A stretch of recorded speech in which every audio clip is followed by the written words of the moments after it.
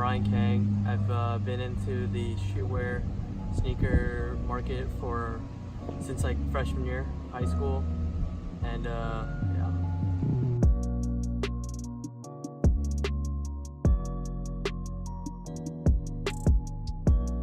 What drives consumers to want to spend thousands of dollars in this Hypebeast culture is that it's because of the highly limited and coveted items that these streetwear companies come out with, such as Supreme.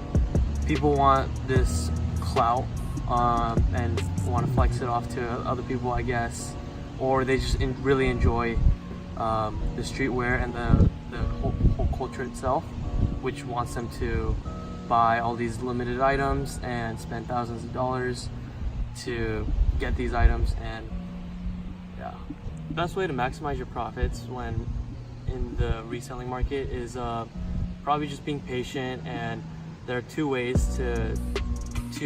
well-known ways to sell. It's in person through cash, and then you can also sell online on third-party websites such as Grailed, StockX, and stuff like that.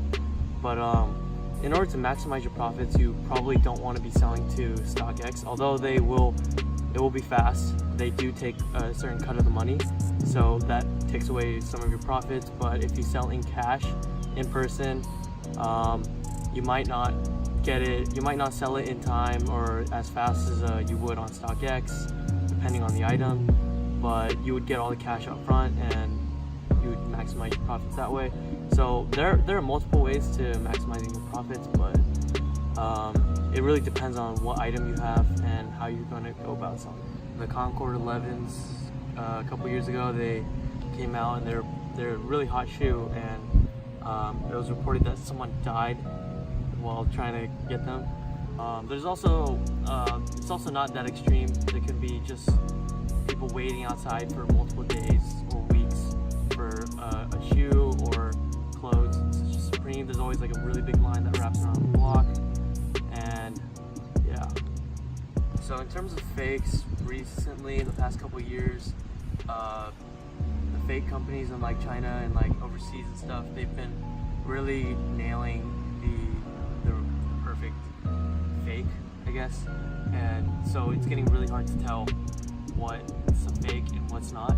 I'm Jordan Borgler, and I use OfferUp to sell my sneakers and clothing. I've been doing this for about 6 months, 6 months now, and I've been selling a lot of hype clothing and stuff. It's fairly easy. You just take a picture of it, post it, and people will text you and stuff. And many of them are kind of dumb, and it is easier to scam people on this app. The other week I bought fake Yeezys for about $50 and sold it for an off-white hoodie, or traded it for one. So in terms of being careful, and really you have to really do your research, and it comes down to like the small details such as like stitching and like what kind of material and the glue that they use. It can be ridiculous, but in order to prevent buying fakes like that, you have to do your research. But if you don't really want to do that, you can also buy from third-party websites that verify and legit check all these sneakers and streetwear items, such as StockX. They're pretty well known for doing their research and really checking all these items to make sure that they're legit. So that's one way you can prevent yourself from buying fakes. I've sold on StockX and Grailed before.